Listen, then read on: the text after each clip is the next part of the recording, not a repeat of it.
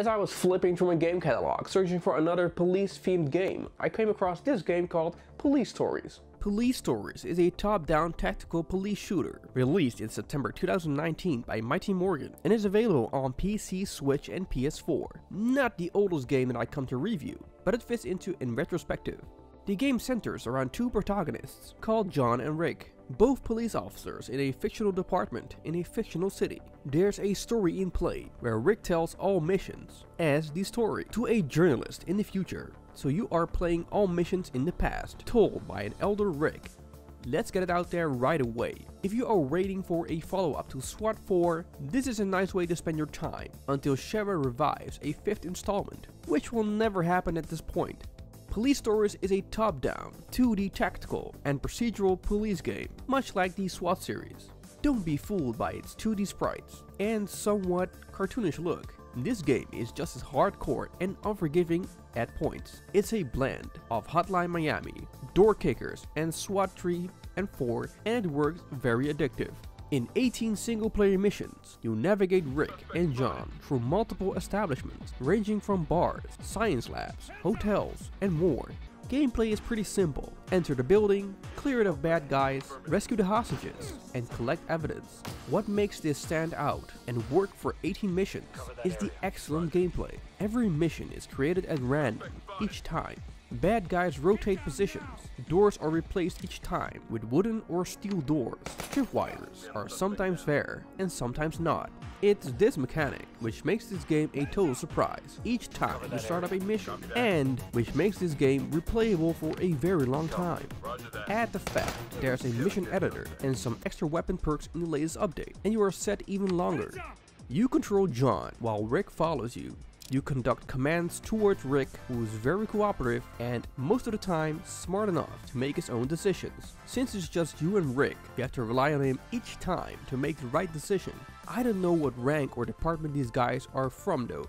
They look like SWAT officers, act like SWAT officers, but aren't. They drive in a black and white, don't do teamwork, don't want or need backup, and do their own interrogations. I think it's a mix of all departments to keep that story rolling. Before you start any mission, you get to choose a loadout for both of your characters. If this loadout screen seems somewhat familiar, it's definitely a nudge to SWAT 4. The characters get more slots for equipping tactical equipment. This equipment is crucial in completing any mission, because danger lurks behind every door you need to open. Bad guys are fierce, quick, and relentless, and be prepared to die. Fuck! Fucking hell! What the fuck? What the fuck? Fuck you. Fuck. Fucking hell. Fucking shit. Fuck. Fuck you. Fuck you. To counter this madness, you get to fucking throw flashbangs, tear gas grenades, smoke grenades in room, and even use C4 charges to blow up doors. All these items stun bad guys, not kill them. The more bad guys you cuff, hostages rescued, and evidence you round up, the higher your ending score is. And you need a good score to unlock the next mission. Mostly around 10,000 points gets you in the safe zone to advance. In the beginning, each cleared mission gets you an unlocked tactical item, from throwable stunning items to a bore scope, which lets you see what's on the other side of a door. Everyone will have a favorite loadout of its own, but as you progress, you also unlock more loadout slots. Once most of my loadout slots were opened, I had a standard loadout slot for both characters, consisting of me having the first aid for myself, a defibrillation kit for Rick, and the most useful one, in my opinion, the bore scope. With the bore scope, this brutal game gets a lot easier, as you can plan up front how you want to approach a room. Some bad guys are at the far end of a room, while some are right behind the door. If they are at the end of a room, a flashbang works perfect, but if they are up close, a C4 blast charge does the trick to stun them. A lot of time, the game starts off not the way you want it. Rick gets killed in the first second. You are wounded right from the start. Luckily, the option to restart is done in a second, and I used it a lot. However, if I was deep into a mission, with maybe 1 or 2 more rooms to clear, and I was the only one left, it took some bravery and guts to go for the mission clear screen alone. Enemies react different each time. Some give up the second you open that door, others run, while others are downright aggressive and shoot to kill. In later missions, hostages that look like hostages reveal to be bad guys as well, which is tricky. Concerning Rick, his AI, it's not that well scripted. You have to tell Rick exactly what needs to be done. The only thing he does is pull the trigger whenever you feel he needs to. He will even just stand in a hallway while a bad guy runs past him. And to be honest, I use Rick as a tool to throw and use tactical gear into and against a room, and to lay down cover fire. That may sound weird, because that's what he's there for, right? Sure, but the bond in the field never existed, other than outside the cutscenes, which are delightful to see with its 2D sprites. From the 18 missions you get in single player, a handful of them are timed with an explosive you need to defuse in under 4 minutes each time. These missions are a joy and also a pain. Getting to the bomb in time is a great experience and a load off your chest each time. The stress, however, rises as you become more reckless than before. Even the bomb itself is placed randomly every time in all the missions. The bad guys know the code, and it's up to you to retrieve that code and find the bomb in time. It's great just to smack the bad guys specifically for this. That's all great, but how can a game like this sound all so perfect? Police Stories isn't perfect. I do have to say that this is an indie Kickstarter game, so I can forgive the following flaws, as it gets keeping updated. Next to Roger's AI being kinda simple, the bad guy's AI is sometimes buggy. It happened occasionally that I encountered an enemy that would just stand there doing nothing. Sometimes they froze while I rotated around them. Sometimes they would face me, but do nothing. Also, the graphical scaling of some enemies is downright incorrect. They are smaller than Rick and John at times, which makes them seem like children. Another thing is that characters in this game all look the same. There are just a handful of bad guy types and only one hostage character. There are also no female characters in the field or children. Police Stories is a mix of realism and arcade gameplay, and I would have liked to see more character variety to add to that realism. I must say that I do like the music. It's sorta synthwave/EDM.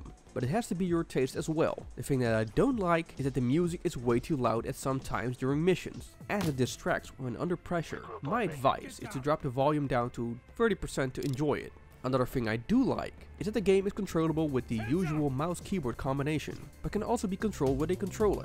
Now, I tried playing Police Stories with a controller, and I just couldn't get used to it. The biggest problem is that with a controller, you can't get the mouse pointer as far. To issue commands to Rick, you have to first push a button, the pointer strays away, and then issue a command. While with the mouse, you can float the pointer all across the screen and issue commands more freely. So I stuck with the mouse-keyboard combo. Luckily, the button mapping is fairly easy, but in order to make full use of the control scheme, one must train themselves. The biggest issue I had in the beginning was that in stressful situations, bad guys run away or past you. The fastest way is to punch them in the face with the F button, which didn't always work that intuitive. I would have liked to see that mapped under the right mouse button for faster access. Going into 18 missions is a bit of a long stretch. It felt too much after about 14 missions. There isn't that much variety in its gameplay. It's opening doors, arresting bad guys, and saving hostages. What saves the game is its constant rotating character, as well as their behavior, door and traps placement. I never used most of the unlocked gadgets and tactical gear. The gas grenade is totally useless, as Rick and John themselves don't have a gas mask, and using such things as pepper spray and a taser could be useful, but I found it much easier to walk up to a character and punch them, instead of having to select an item within the menu. There are some other very little things, like in a cutscene where Rick has been holed up in his house as he is chilling, still wearing the same police uniform, for days. I get that creating new sprites for a character takes some work, but it doesn't do that well under presentation. Also, in one of the missions, John and Rick visit a prison ward, where all the bad guys have guns on them in their cell. A little sprite adjustment to take away their guns would have made this believable. Furthermore, there's the story. It isn't the best, well-written thing out there. It's okay to tie the missions together, as it feels something out of a VHS-era action movie. I bet that was the intent, so no hard feelings there. Coming back to the conclusion, is Police Stories something you want to play in 2021? If you are hesitant to play one of the older SWAT games by Shera, then Police Stories might be a great start. Its gameplay is a bit more modern, and the technical decisions, as well as using the tactical equipment, aren't that procedural and time-consuming. Police Stories can be described as an arcade version of the SWAT games, a lot like SWAT Target Liberty is, but way much better. where Target Liberty presents itself as a SWAT game. Police Stories just takes some gameplay elements from the SWAT games, which works surprisingly well. Police Stories is crafted with love, dedication, and takes clear inspirational notes from predecessors, while maintaining patches and updates to keep players coming back for more. With a price tag of €7.49 on Steam at the moment, this is a no-brainer if you are into set above games. Thank you for watching episode 20 of In Retrospective, the series where I review older games to see if they still hold up to this day.